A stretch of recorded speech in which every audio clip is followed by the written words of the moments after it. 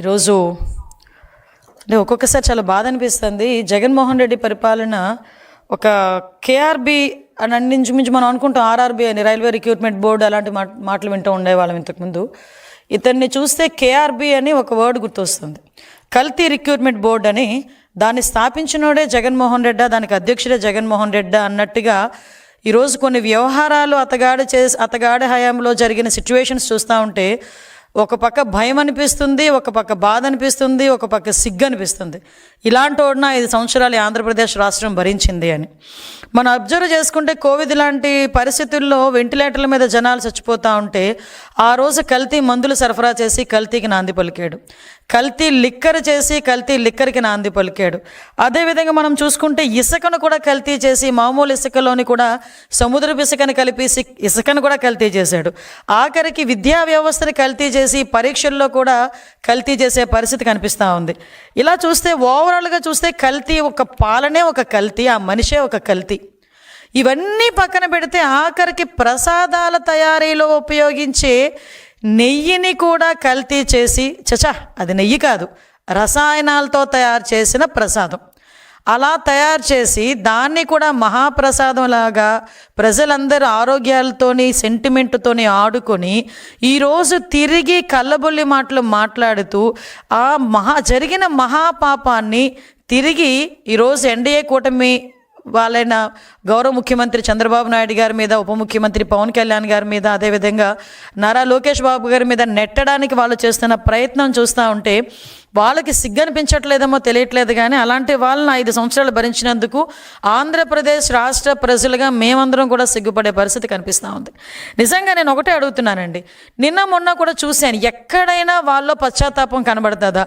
ఎవడైనా బయటకు వచ్చి అయ్యో తప్పైపోయిందని లెంపలేసుకుంటాడా? కనీసం బయటకు వచ్చి ప్రజల ముందుకైనా బయటకు వచ్చి అయ్యో తప్పైపోయిందని మాట్లాడతాడా అనుకుంటే, వాళ్ళ పరిస్థితులు చూస్తా అంటే కల్తీ ఎక్కడ జరిగింది అంటాడు ఒకడొచ్చి, కల్తీ జరగలేదని సిబిఐ రిపోర్ట్ ఇచ్చింది అంటాడు ఒకడు వచ్చి, బయటకు వచ్చి ఒకడు జంతు కొవ్వు కలవలేదు కదా అని అంటాడు ఒకడు వచ్చి బయటికి. అంటే ఈ రకంగా తిరిగి అదే మసిపూసి మారేడికాయ చేసి ఆ నెపానంతటిని తీసుకొచ్చి చంద్రబాబు నాయుడు గారి మీద, లోకేష్ బాబు గారి మీద, పవన్ కళ్యాణ్ గారి మీద నెట్టేయడానికి ప్రయత్నిస్తున్నారే తప్పించి ఎక్కడ కూడా పశ్చాత్తాపం అన్నది కనిపించట్లే. నేను ఒకటే స్ట్రైట్ క్వశ్చన్ అడుగుతున్నా. ఈరోజు 1 కాదు 2 కాదు, మొత్తం 4 నివేదికలు ఈరోజు చాలా క్లియర్గా, అరే నాయనా నువ్వు చేసిన పరీక్షల్లో నెయ్యిలో కల్తీ జరిగింది, కొన్ని రిపోర్ట్స్ అయితే అది నెయ్యే కాదు రసాయనాల ముద్ద అని చాలా క్లియర్గా తేటతెల్లం చేసినాయి. ఈరోజు ఫర్ ఎగ్జాంపుల్ 2022లో వైసీపీ గవర్నమెంట్లోనే మీ చైర్మన్, మీ బాబాయ్ వైవి సుబ్బారెడ్డి ఉన్న టైంలోనే ఒక రిపోర్ట్ వచ్చింది, దానికి సంబంధించి పరీక్ష ఆధారంగా ల్యాబ్ రిపోర్ట్ వచ్చింది. అది కూడా CFTRI రిపోర్ట్ ప్రకారం central food technological research institute Mysore, అందులోని చాలా క్లియర్గా అడల్ట్రేషన్ జరిగింది, కల్తీ నెయ్యి ఉంది, అందులో పామ్ ఆయిల్ ఎక్కువగా ఉంది అని చెప్పి ఆ రోజు రిపోర్ట్ ఇచ్చింది. మరి ఆ రోజు రిపోర్ట్లో నెయ్యిలో కల్తీ జరిగింది అన్నది క్లియర్గా కనిపించింది కదా. ఆ తర్వాత NDDB report, national dairy development board, ఇది కూడా కేంద్ర ప్రభుత్వ ఆధ్వర్యంలో నిర్వహించే ల్యాబొరేటరీ, ఇందులో కూడా చాలా క్లియర్గా కల్తీ జరిగింది, అందులోని జంతు కొవ్వు సంబంధించిన ట్రేసెస్ కూడా కనిపించినాయి అని ఆ రోజు రిపోర్ట్ ఇచ్చారు. తర్వాత NDRI report, national dairy research institute వాళ్ళు కూడా కల్తీ జరిగింది, ఆ కల్తీ నెయ్యి అయితే అందులో ఉంది, ఉపయోగించిన నెయ్యి అయితే రసాయనాల ముద్ద అని చెప్పి ఆ ల్యాబ్ రిపోర్ట్ కూడా బయటకు వస్తే కొంతమంది అంటారు అందులో జంతు కొవ్వు కలపలేదని చెప్పారు కదా అన్నారు. అందులో కలపలేదని ఎవడు కూడా అథెంటికేషన్ రిపోర్ట్ ఎవడో ఇవ్వలే. చాలా క్లియర్గా వాళ్ళు ఏమన్నారు, ఒక 10% లోపు కానీ కొంత జంతు కొవ్వు ట్రేసెస్ కనిపించాలంటే ఆ టెక్నాలజీ మా దగ్గర లేదు అన్నారు, కానీ అందులో లేదు అని ఎక్కడ కూడా మెన్షన్ చేయలే. అంటే వీళ్ళు ఏం చేస్తారంటే సూక్ష్మ రంధ్రాన్వేషణ అంటారనమాట కొంతమంది. అంటే చేసేది ఏమీ లేక కొంచెం నాటు సామెతలు వస్తాయి, అది నేను చెప్పకూడదు కూడా. అంటే సాధారణంగా కొన్ని సందర్భాల్లో ఉన్నట్టు చదవండిరా బాబు అంటే దాన్ని లూప్ హోల్స్ ఎతికి చదివే పరిస్థితుల్లో NDRI రిపోర్ట్ని బేస్ చేసుకొని వాళ్ళు మాట్లాడే పరిస్థితి కనిపిస్తుంది ఉంది.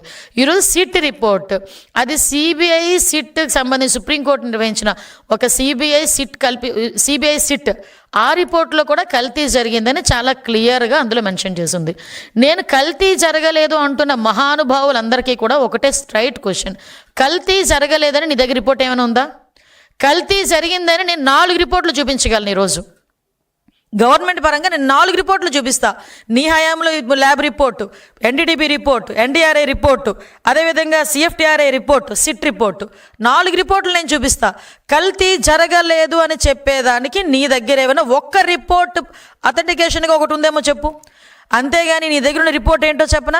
తాడేపల్లి కొంపలో ప్రింట్ అయ్యే ఒక సాక్షి పేపర్ ఏమి రాస్తే అదే రిపోర్ట్ అనుకొని బయటకు వచ్చి మేధావులు, ఒక్కొక్కడు 30 సంవత్సరాల రాజకీయ అనుభవం ఉన్న వాళ్ళు, 20 సంవత్సరాల రాజకీయ అనుభవం ఉన్న వాళ్ళు, అదేవిధంగా మాజీ మంత్రులు, మాజీ ఎమ్మెల్యేలు రోడ్డు మీదకి వచ్చి బయటకు వచ్చి వెంకటేశ్వర స్వామి భక్తి పారవశ్యంలో మునిగిపోతున్నామని చెప్తూనే అదే వెంకటేశ్వర స్వామి కొండ మీద మహాపాపం జరిగితే ఆ మహాపాపం తాలూకా నివేదిక గురించి మాట్లాడండిరా అంటే సాక్షి పేపర్ ప్రింట్ అయిన ఒక నివేదికను తీసుకొచ్చుకొని ఇది అక్కడ కల్తీ జరగలేదు అని మాట్లాడతాడు.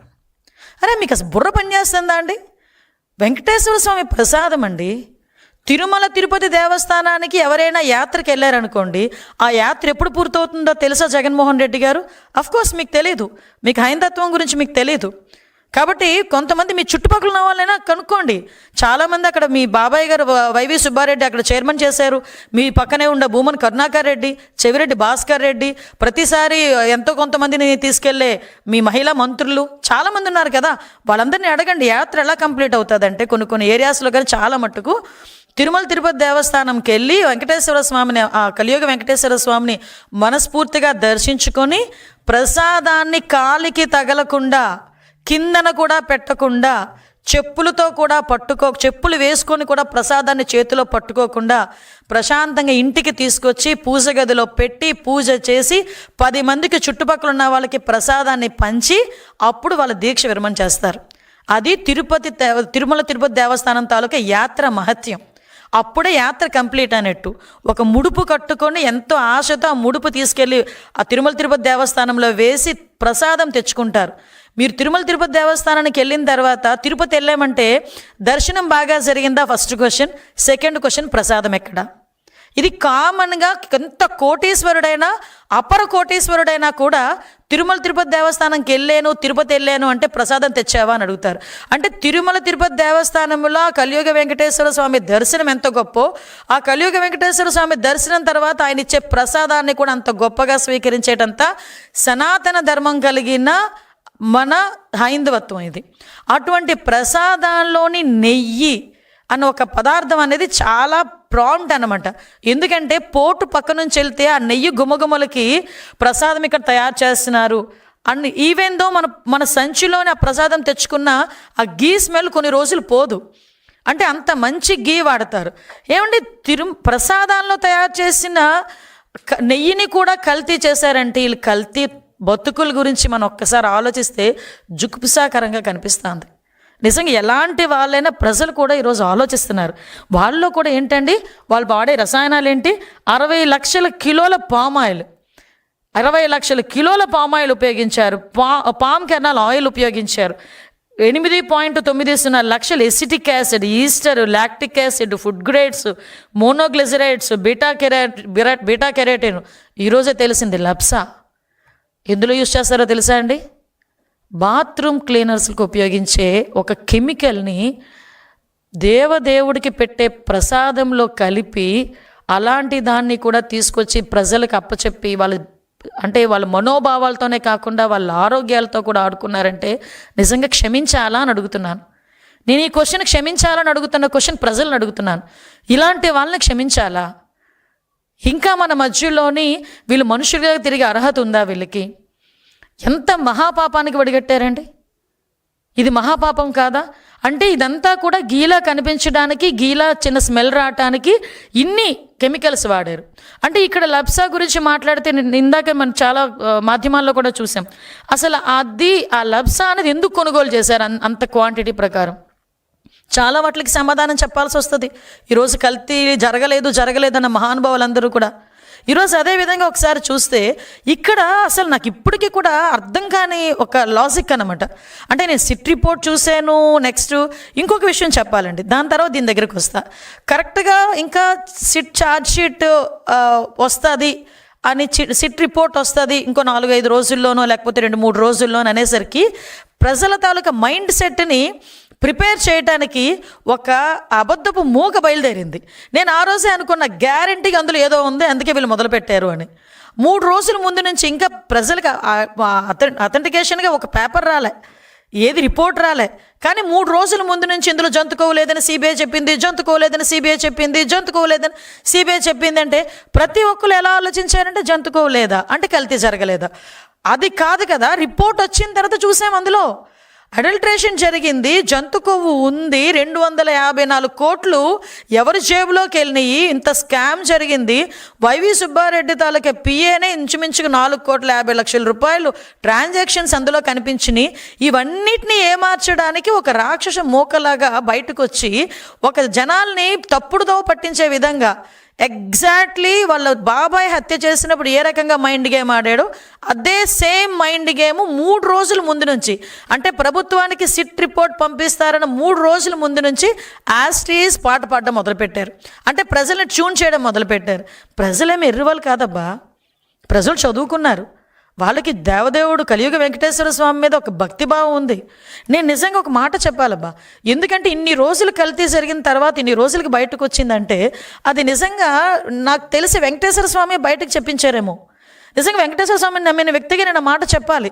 ఎందుకంటే వెంకటేశ్వర స్వామి బతికించిన జీవితాన్ని ఇచ్చిన చంద్రబాబు నాయుడు గారు ఒకనొక టైంలో ఆయన అన్ని ల్యాండ్ లైన్స్ పేలినా కూడా బయటకు వచ్చి ఆయన బతికి బయటకు వచ్చి ఈరోజు అతని సేవ చేసుకుంటా ఉంటే, ఆ దేవదేవుడు సేవ చేసుకుంటున్నారు ఆయన, అటువంటి ఆ వ్యక్తి నోట్లోంచే బయటకు వచ్చింది.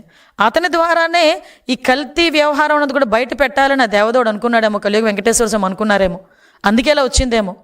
ఆఖరికి ఎన్ని అవమానాలు పడ్డారండి. బయటకు వచ్చి చంద్రబాబు నాయుడు గారు క్షమాపణ చెప్పాలి, లోకేష్ బాబు గారు క్షమాపణ చెప్పాలి, పవన్ కళ్యాణ్ గారు క్షమాపణ చెప్పాలి. అసలు క్షమాపణ కాదు, క్షమాపణే లేని పనిష్మెంట్ ఏదైనా ఉంది అనుకుంటే మీకు ఇవ్వాలి ఇప్పుడు. అలాంటిదండి ఈరోజు మళ్ళీ చూస్తే అందులోని మళ్ళీ వీళ్ళు మాట్లాడతారు టెండర్ ఫైల్ కనుక మనం చాలామంది అందరికీ తెలుసు టెండర్ ఫైల్లో నెయ్యి ఎలా వస్తుందండి, పాలుంటే నెయ్యి వస్తుంది, అంతే కదా. పాలే అవసరం లేదంట, రోజుకి 4 లక్షల లీటర్లు పాలు కెపాసిటీ ఉండాలి ఆ కంపెనీకి అన్న నిబంధన ఎత్తిపడేసి అందులోని కూడా రోజుకి 4 లక్షల లీటర్లు ఉండాలన్న పరిస్థితి లేదు. వాటితో పాటు కండిషన్ 19 అది కండిషన్ 18లో కూడా 3 సంవత్సరాల అనుభవాన్ని 1 సంవత్సరానికే తగ్గించారు. టర్న్ ఓవర్ని కూడా 250 కోట్ల నుంచి 150 కోట్లకు పడిపోయింది. ఆఖరికి FSSAI రిపోర్ట్ ఉండాలి, దాని సర్టిఫికేషన్ ఉండాలి అన్న నిబంధనను కూడా పక్కన పడేశారు. ఎవరి గురించి, ఎందు గురించి, ఎవరి జేబులు నింపడం గురించి, ఎవరి కళ్ళల్లో ఆనందం చూడడం గురించి, ఎవరిని మోసం చేయడం గురించి. పాలే లేకుండా నెయ్యి ఎలా వస్తుంది, అది చిన్న పిల్లోడిని అడిగినా చెప్తాడు ఎలా వస్తుంది. నాకు తెలిసి ప్రపంచంలోని ఏ టెక్నాలజీ కూడా పాలు లేకుండా నెయ్యిని తీసుకొచ్చిన టెక్నాలజీ, ఎంత టెక్నాలజీ పెరిగినా ఆ టెక్నాలజీ అయితే రాదు, రాబోదు, రాలేదు. కానీ ఇలాంటి టెక్నాలజీ ఏవైనా నేను ఇందాక చెప్పాను కదా, ఈ KBR బోర్డులో ఏమైనా తాడేపల్లిలో ఉందేమో ఒకసారి చూడాలి. తాడేపల్లి ఏమైనా కొత్త ఫార్ములా ఏమైనా మొదలు పెట్టారేమో, పాలు లేకుండా నెయ్యి తయారు చేసే ఫార్ములా మొదలుపెట్టారు కదా, పామాయిల్తో మొదలుపెట్టారు కదా, ఇలా తీసుకొచ్చిన పరిస్థితి కనిపించింది. ఆఖరికండి 2022లో ఒకటి నిబంధన ఉంటుంది, బీటా సిస్టోస్టిరోల్ టెస్ట్ ఒకటి ఉంటుంది. ఆ టెస్ట్ చేయాలి కంపల్సరీ, ఎవరైతే సరఫరా చేస్తున్నారో నెయ్యిని ఆ టెస్ట్ కంపల్సరీ వాళ్ళకు ఉండాలి. ఆ టెస్ట్ నిబంధనని కూడా సడలించేశారు. ధర్మారెడ్డి గారే పెడతారు, ధర్మారెడ్డి గారే తీశారు. ఎందుకోసం తీశారో తెలియదు, ఎవరి కోసం తీశారో తెలియదు, ఎంత దానికి ఖరీదు చేశారో కూడా తెలియదు, ఎవరు జేబులు నింపడానికి చేశారో కూడా తెలియదు. ఎందుకు చేశారని అడిగితే దానికి సమాధానం లేదు. ఈరోజు ఆఖరికి లాస్ట్ అండ్ ఫైనల్గా ఈ మహాపాపాన్ని తల చుట్టుకుంటుంది అనుకున్నాడో ఏంటో తెలియదు కానీ ఈ Y V Subba Reddy ex chairman Jaganmohan Reddy తాలూకా వాళ్ళ బాబాయ్ ఈ రకంగా ఈరోజు మాట్లాడుతున్నారు. ఈరోజు ఒకసారి వినండి ఒక interview. I agree that they have submitted in their report that ghee is adulterated. And they have also mentioned adulterated ghee supplied because of so many people's involvement and some officers' involvement, some third persons' involvement in the, all those people were named and charge-sheeted also. Ghee is adulterated with some palm oil, some canola oil, some other items, whatever it is, that is found in the CBI SIT report that has been mentioned there. విన్నారు కదండి, నిన్నటి వరకు కల్తీ జరగలేదు అనుకునే పెద్ద మనుషులందరూ ఇప్పుడు ఏం సమాధానం చెప్తారు? అంటే అడల్ట్రేషన్ జరిగిందట, కల్తీ జరిగిందంట, అందులో పామ్ ఆయిల్ ఉందంట, అందులోని పామ్ కెనాల్ ఆయిల్ ఉందంట, అన్నీ ఉన్నాయని ఆయన ఒప్పుకుంటున్నాడు, ఛార్జ్షీట్లో ఉందని ఒప్పుకుంటున్నారు. కానీ ఆఫీసర్స్ అందరూ చేశారు, థర్డ్ పర్సన్స్ చేశారని చెప్తున్నారు. మరి ఈయన తాలూకా సిగ్నేచర్ ఉండక్కర్లేదా? పర్చేస్ కమిటీ ఎవరి ఆధ్వర్యంలో ఉంటుందని పర్చేస్ చేస్తుందండి? పర్చేస్ కమిటీ చైర్మన్ ఆధ్వర్యంలో కూర్చోదా? 2022లోనే అడల్ట్రేషన్ జరిగిందని రిపోర్ట్ ఇచ్చినప్పుడు చైర్మన్గా ఆయన ఏం చేశాడు? ఆ రోజు ఎందుకు దాని మీద చర్య తీసుకోలేదు? ఇలాంటి వాళ్ళని ఏం చేయాలి? ఇలాంటి వారు ఎవరికి సమాధానం చెప్పాలి?